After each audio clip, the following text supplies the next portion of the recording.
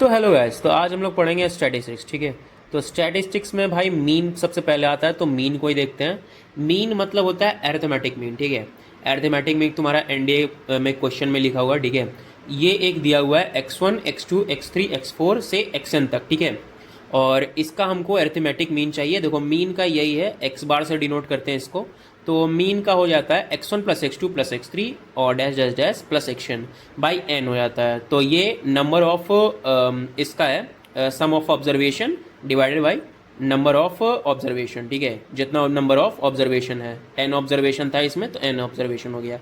फिर सम of observation का एक अलग होता है। सम ऑफ ऑब्जर्वेशन मतलब x1 plus x2 plus x3 का xn तक हो जाता है और इंटू एन इंटू एक्स बार हो जाता है। मतलब यही से देख लो कि एन एक्स बार है तो ये इसमें इंटू चला जाएगा। ठीक है, इसके साथ।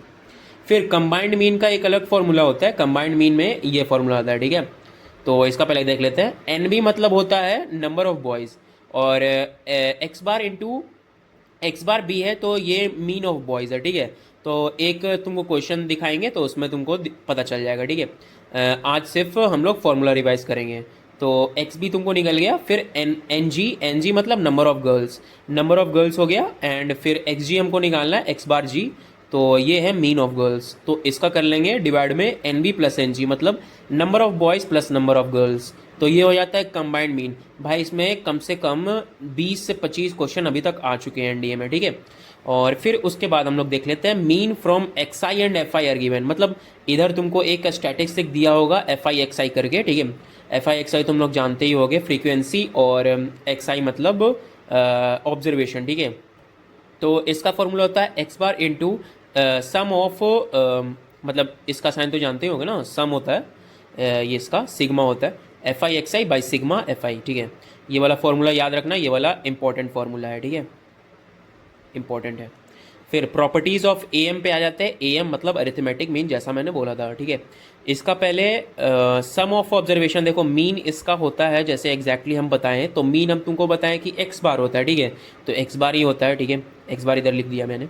फिर एक्स बार में अगर हम इस x1 plus x2 plus x3 वाले में अगर हम k से प्लस करें सब में, तो इसमें न्यू मीन जो आएगा, न्यू मीन, उसमें भी के का ऐड हो जाता है। ठीक है। अगर माइनस भी करें सब में, हम एग्जैक्टली माइनस करें सब में x1 प्लस x3 में, तो न्यू मीन में भी माइनस हो जाएगा। लेकिन अगर हम इनटू करेंगे तो ये के एक्सएन हो जाएगा, मतलब न्यू मीन भी के से मल्टीप्लाई हो जाएगा, और डिवाइड करें तो के से भी डिवाइड हो जाएगा। ठीक है। तो इसमें एक ये दोनों में ध्यान रखना है कि ये दोनों में हमको के जो है वो नॉट इक्वल टू ज़ीरो लेना है। ठीक है, ये ध्यान में रखने चलिए। ठीक है, अगर के ज़ीरो ले लेंगे तो के ज़ीरो ले लेंगे तो ये तो ज़ीरो ही आ जाएगा ना न्यू मीन। तो इस चलते हैं। तो अगले पे हम लोग बढ़ते हैं।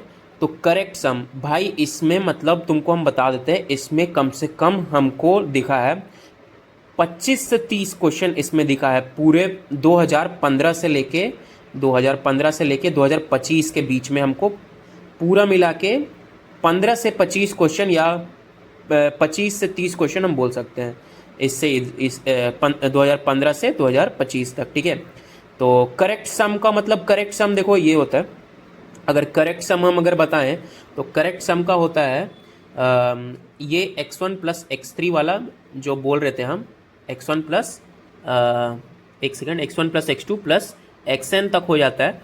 और इसका होता है एन एक्स बार। ठीक है, जैसा हम बताए थे उधर, इधर कंबाइंड मीन जो हम इधर बताए थे, नहीं, करेक्ट सम ऑफ ऑब्जर्वेशन उसका एन एक्स बार होता है, वही इसमें करना है।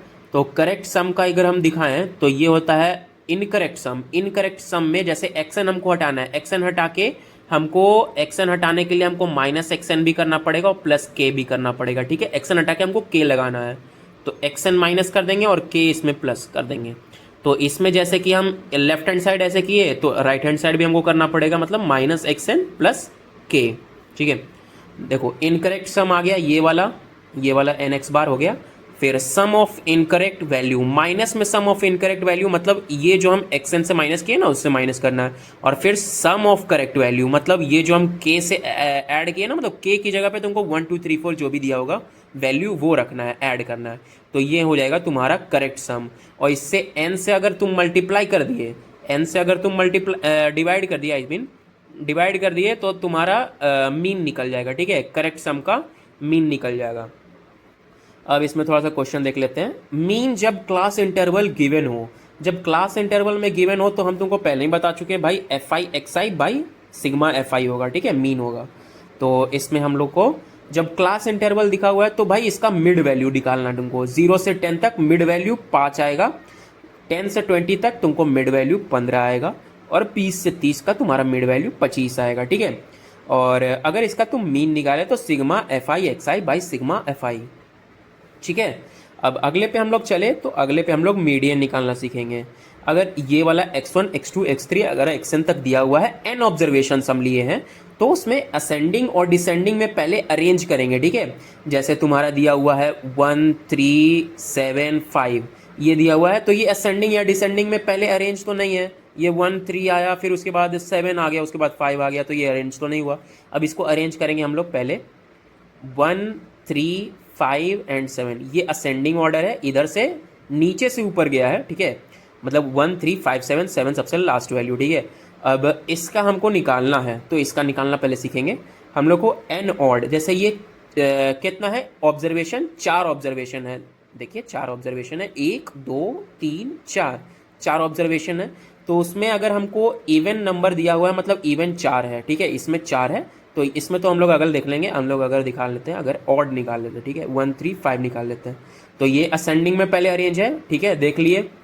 देखो स्टेप 1 यही है भाई, असेंडिंग और डिसेंडिंग में पहले अरेंज करना। तो ये असेंडिंग में पहले से अरेंज है, तो इसको कुछ नहीं करना है। इसमें नंबर ऑफ ऑब्जर्वेशन 3 है, तो इसमें मीडियन क्या होगा, तो मीडियन होगा, मीडियन का value n plus 1 by 2th term है, ठीक है। इधर th है, th है, 2th टर्म होगा, ठीक है। तो इसमें 3 है, तो 3 प्लस 1/2 कितना आता है, 2। तो 2th टर्म, तो 2th टर्म इधर है, तो 2th टर्म इधर क्या है भाई, 3 है, तो 3 हमारा हो जाएगा वैल्यू, ठीक है, ये हमारा वैल्यू हो जाएगा।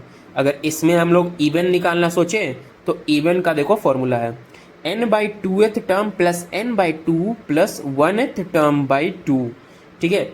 अगर इसमें तुम लोग मास्टर कर जाओगे भाई तो फिर बहुत बढ़िया होगा। 3 + 5/2 मतलब 8/2 मतलब 4 इसमें आंसर हो जाएगा, ठीक है। अगर ये तुमको भाई समझ में नहीं आया, ठीक है, तो हम पहले शुरू से समझा देते, ठीक है। तो ये होता है n क्या हम लोग देखें n/2, तो n/2 मतलब 4 है, इसमें टर्म है, मतलब 4 दिख रहा है, तो 4 टर्म मतलब 4/2 मतलब आ गया मेरा 2। तो 2th टर्म हमको जान ले, और प्लस में क्या है, प्लस में हमको n/2 + 1, n/2 + 1 मतलब 4 का मतलब 2, और 2 + 1 3, तो 3th टर्म बाई 2, ठीक है, ये 2 है।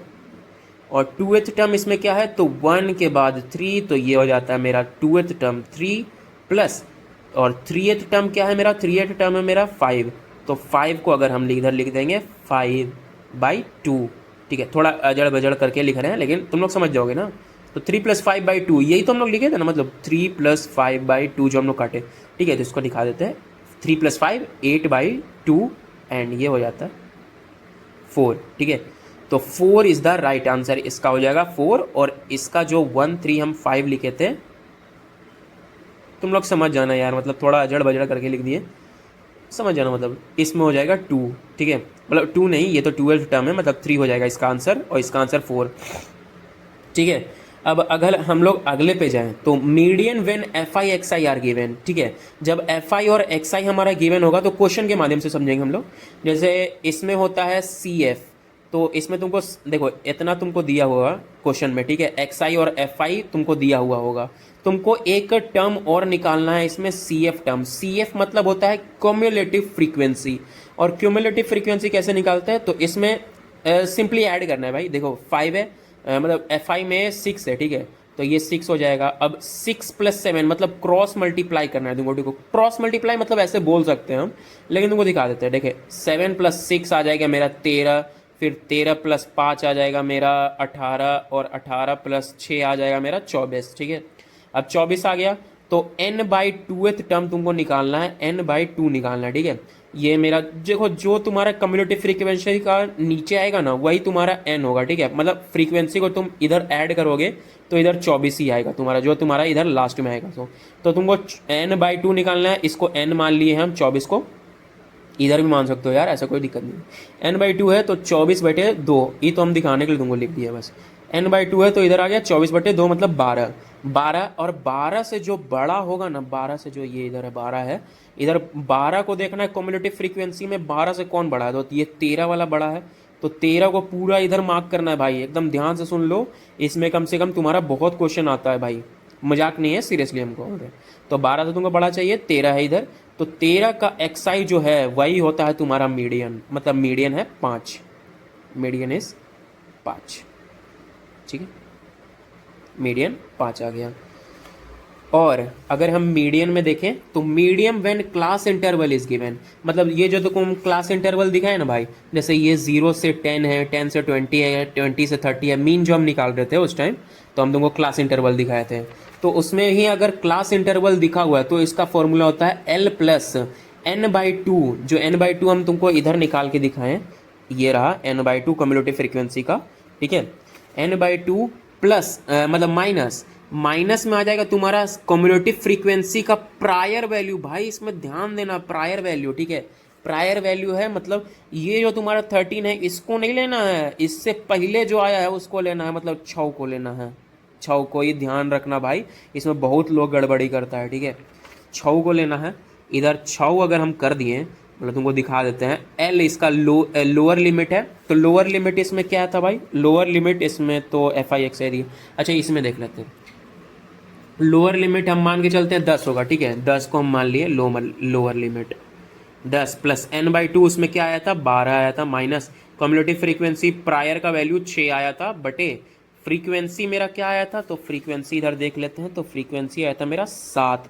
अब इधर नहीं लेना है भाई, इधर 6 खाली हम कम्युलेटिव फ्रीक्वेंसी का प्रायर वैल्यू बोले, फ्रीक्वेंसी तुमको 7 ही लेना है, 7 ही लेना है, तो 7 इधर कर लिए, और प्लस ये मतलब इनटू में तुमको कर देना है हाइट। तो इसका हाइट कितना था भाई, इसका हाइट था तुम्हारा 10 इंची हाइट था तुम्हारा, तो 10 इंची हाइट तुम्हारा इधर कर देंगे, 10 इंची हाइट कर देंगे, तो ये तुम्हारा निकल जाएगा, निकाल लेना, ठीक है, इसको निकाल लेना। तो आज के लिए इतना ही, 12 मिनट में हम लोग को मीन और मीडियन, अगले क्लास में हम लोग जब बोलेंगे तो अगले क्लास में हम लोग मोड सीखेंगे। मोड के बाद आएगा तुम्हारा रेंज इन स्टैटिस्टिक्स, तो भाई इसमें भी बहुत गर्दा सवाल आता है एकदम। फिर उसके बाद सीखेंगे कोफिशिएंट ऑफ रेंज, उसके बाद डेरिवेशन, मतलब deviation from given number A, मतलब डेविएशन फ्रॉम x बार और डेविएशन अबाउट x बार, और फिर उसके बाद स्टैंडर्ड डेविएशन, उसके बाद हम सीखेंगे वेरिएंस, और उसके बाद coefficient of standard deviation and coefficient of variance. तो इतना सब हम लोग अगले क्लास में पढ़ेंगे, ठीक है। आज के लिए बस इतना ही, गुड बाय।